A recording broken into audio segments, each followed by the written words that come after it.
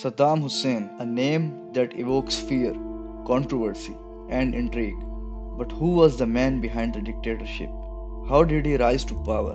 And what legacy did he leave behind? Today we are deep diving into the life of one of the most infamous leaders of the 20th century. Saddam Hussein was born on April 28, 1937, in the small village of Al Awja near Iraq. His early life was marked by poverty and hardship. Orphaned at a young age, Saddam was raised by his uncle, a staunch Arab nationalist who would deeply influence his political ideology. But Saddam's story really begins when he joins the Ba'ath Party in 1957, a political organization that championed Arab unity and socialism. This was the first step on his journey to power. In 1968, the Ba'ath Party seized power in Iraq, and Saddam quickly became a key figure. By 1979, he had risen to the presidency, solidifying his control over the nation. Saddam's rise wasn't just about political maneuvering. He used fear, loyalty, and brutality to eliminate rivals and consolidate power. His leadership style was as strategic as it was ruthless.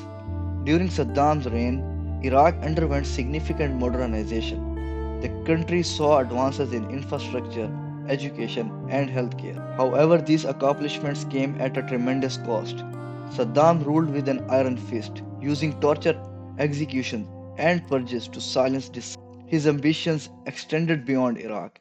In 1980, Saddam launched a war against Iran that lasted 8 grueling years and cost over 1 million lives. Then in 1990, he invaded Kuwait, leading to international condemnation and the Gulf War. Saddam's invasion of Kuwait and his defiance of the United Nations led to years of sanctions that crippled Iraq's economy. In 2003, the United States and its allies launched an invasion accusing Saddam of possessing weapons of mass destruction. In 2003, the United States and its allies launched an invasion accusing Saddam of possessing weapons of mass destruction, a threat deemed imminent and critical to global security. But as history unfolded, the rationale unraveled, sparking a widespread backlash that reshaped global perceptions of American policy. The Bush administration was adamant that Iraq's weapons program posed an immediate danger.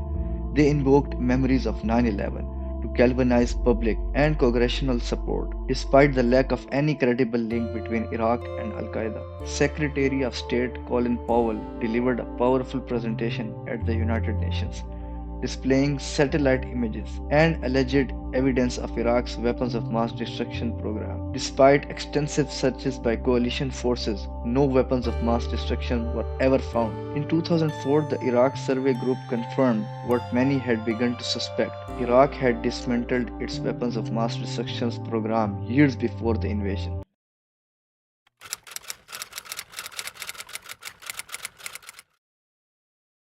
After months in hiding, he was captured by the US forces in December 2003. Saddam was tried by an Iraqi tribunal for crimes against humanity and executed in 2006. But his legacy remains divisive. To some, he was a brutal dictator. To others, he was a symbol of defiance against Western imperialism. Saddam Hussein's life is a stark reminder of how power can shape a nation, for better or for worse.